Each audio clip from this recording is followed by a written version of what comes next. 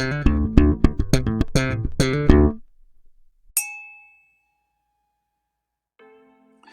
and welcome to another Whiskey review with me, the Whiskey Novice. Thank you for joining me for review number 143, or re-review number 4. This is the last re-review I will be doing for a while, for now.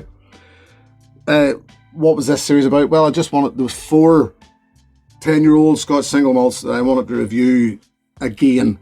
Ones that I had done in my first 19 reviews before my channel sort of stepped up a bit. And there was just 4 in there that were sort of,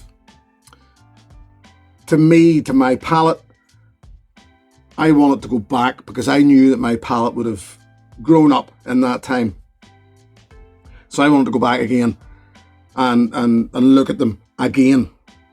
So, Talisker 10-year-old, the last of those 4 that I wanted to look at again. Talisker went through a bit of change. I mean, this bottle has changed. The new livery, I'm not a fan. I don't like that label. I thought it was more classy looking before. I actually have the bottle that I reviewed in the last time I reviewed it. I have an older bottling again of Talisker 10-year-old, which I haven't opened yet. It's still languishing at the back of the cabinet. But I'm sort of holding on to that for a time when I might do a comparison and see how maybe Talisker 10 has changed. I don't know that it would change an awful lot, being that it's Diageo, being that it's another one of those whiskey factories as such. But Talisker, I suppose, is a bit different. There's a bit of a feel there. I mean, at the end of the day, it's poked away there on Sky, so it's not, there's not too many there, is there, at the moment? So, bottled at that classic Talisker 45.8%. Diageo, as I said, so chill filtered, colour added. What more is there really to say about Talisker? We know Talisker. I'm sure most of us know Talisker by now. So, come on and we'll just dive in, shall we? Salty sea breeze. There. That'll pretty much wrap it up at that. Salty sea breeze. See you later. Salty sea breeze. Peated malts come and go, right? In my honest opinion. And that they all have their feel. Brininess, salinity is, once again, in my honest opinion, in every peated whiskey, or most peated whiskies that I've had, there'll be a hint of salinity in it somewhere. But Talisker 10 to me is different, because for me it's almost all about that seashells and sea breeze, seaweed, rather than being about burnt out fires or smoke or medicinal notes, which you would expect from other / most peated whiskies. So that makes Talisker stand out a bit for me. Do they all differ from each other an awful lot? Well, no, not really for me. That once again, that salinity runs through them all. But that's not all that's there, is it?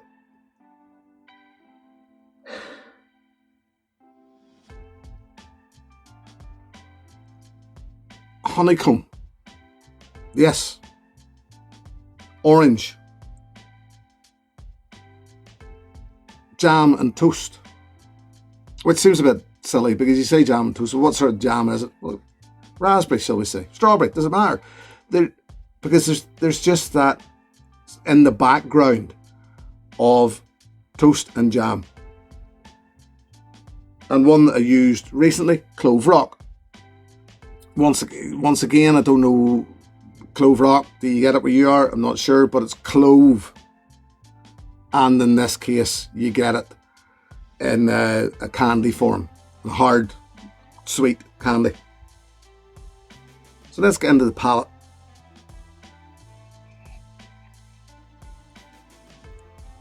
Bright, sweet and sour arrival.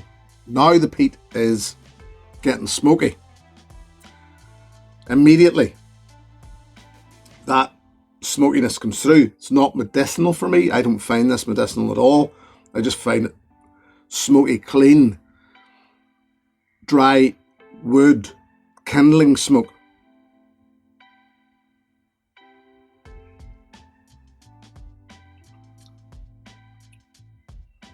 Quite an oily mouthfeel. I would expect that, being that they use a worm tub for condensing. One of those distilleries still used a worm tub. So yes, there is a bit of an oily mouthfeel. Not so dirty as other ones using worm tub, but I think because there's an awful lot of smokiness and all going on, yes, maybe it is feeling slightly dirty, but it just more clean, more oily, smoky, not necessarily dirty. Maybe you know what I mean. Maybe. That smokiness.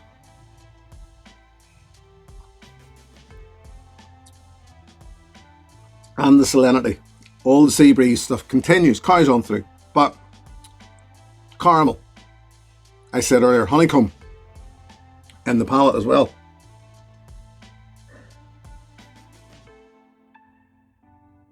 Orange.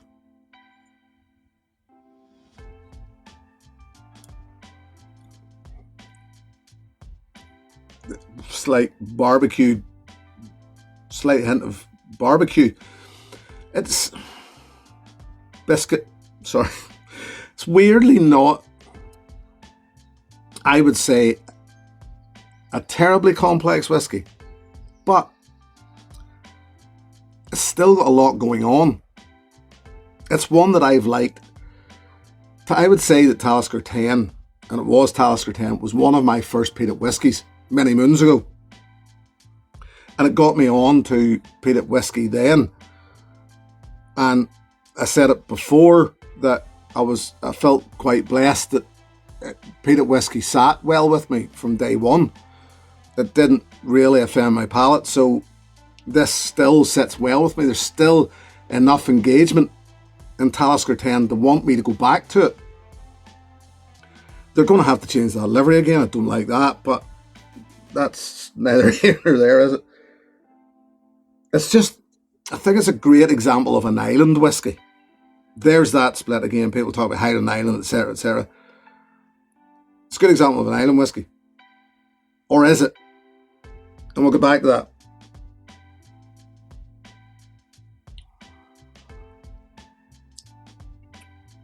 Finish, medium to long.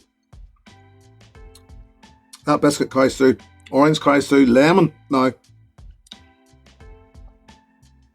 Yeah, very good.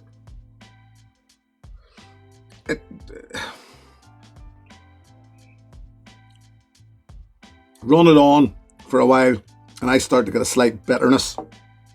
As I mentioned a moment ago about barbecue, that something that has been overcooked, and I'm not talking about burnt ends, I'm not talking about where they're nice, crispy, still sweetness, etc., etc. I'm talking about where it goes bitter, burnt and bitter.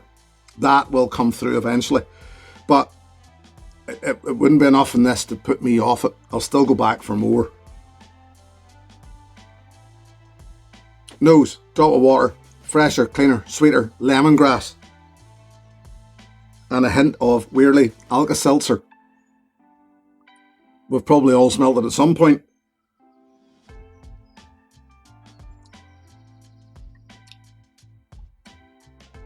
More orange, sweeter, lemon, back to that barbecue thing. There's a hint of maple smoked bacon, I'm going to suggest. Yeah, still good, still nice and citrusy. Some green notes. When I say green notes, is wheat, I know that, but it's like a wild, earthy weeds or something coming through right in the back.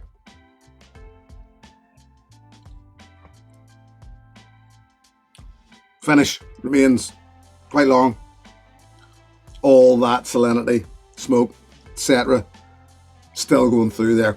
Still the orange, still a wee bit of biscuit. So yeah, may have said earlier that it's not terribly complex. Yeah, well, there's enough complexity going on. Yeah, there is. I also said that it was a great example of an island whiskey. Now, as someone said recently, and they're right, and I knew this, we all knew this, but it's only whenever you actually hear it said again that it rings true, that whiskey isn't made in a distillery, whiskey's made in a warehouse. Because it is not indeed whiskey, as we know, until it has rested 3 years in a bonded warehouse. So they say. Well, that's Scotch whiskey, I suppose. Others have their rules, but... So, it's only spirit leaving a distillery. This, when I say, is a good example of an island whiskey. I believe a lot of Talisker, as with a lot of Diageo releases, are probably just tankered to the mainland and stored in large warehouses. So any mention or any thought of, oh, the whimsical sea breeze blowing through the casks and herring through the old stone warehouses of Skye sort of go out the window a bit. There is maturation going on at Talisker. I know there is, but probably still the bulk of it is matured on the mainland. So it makes a bit of a laugh out of it. It makes it a bit farcical. So that would suggest then this is more about cask and spirit. It's what Talisker are making, and they're making a good spirit, in my opinion. If it's the case that most of this was matured in the mainland without any effect of the coast as such, well then it's just good spirit being matured well somewhere. Really. There I go again. So let's just move on, shall we?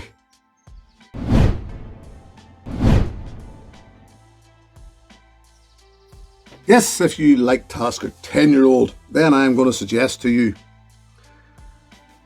this or the alternative. This is Rock Island from Douglas Lang. This was the currently recently released cask strength edition of Rock Island, bottled at, let me see, 54.6%. I don't know if you got a chance to try this. I think this was a very small outrun. There was like 300 bottles or something of this put out. I was desperately glad to see it when it came out because I liked the old Rock Oyster when it was called Rock Oyster cask strengths. There was 2 versions of it, and certainly the batch 2 was an absolute cracker for me. I may actually have suggested at a point that I thought there was Talisker in this. There may be, because it doesn't name everything on it, but it's an island whiskey, an island blended malt from Douglas Lang. And I suggested that maybe there was Talisker in it, but on this it's stating Orkney, so Highland Park or Scapa, obviously Arran, Islay and Jura is what it suggests is in it, but I think there is a plus others in there somewhere. This, if you can't get your hands on the cask strength or you missed it, even just the standard Rock Island, I would suggest, because I always felt it very much had that saline feel yet again, that salty sea air, loads and loads of seashells and seaweed, and very much just a real brininess about it. So Talisker 10, yes, if you've really liked it, if you've enjoyed it, it's been your thing, then seek out Rock Island or Rock Island cask strength. I wouldn't go for any variations. I've tried a few, as in different maturations or different finishes, etc. And just the classic Rock Island for me. I'm simple in that sort of way. Talisker 10, yeah, once again, it's one that I'll probably always have in my collection. Why? That's another reason why I went back for these 4. Springbank 10-year-old, Ardbeg 10-year-old, Glenmorangie 10-year-old, and Talisker 10-year-old will always be in my cabinet, because they just consistently keep me honest. They keep me, I'm quite happy with them. I don't sit and sip at them all the time. They're not really go-to whiskies. I'm not just constantly dragging them out of the cabinet. They're just good, in my opinion. And that was why these were the 4 that I re-reviewed. So we'll leave this series here. I'll say thank you very much for joining me. Thank you very much to my patrons. Pleasure as always. If you wish to join that group, the details are below. Until the next time, my friends, when I will be back with something slightly different, here's your good health. Cheers. Hey, thanks for watching my video. Please click and subscribe to be notified of further content.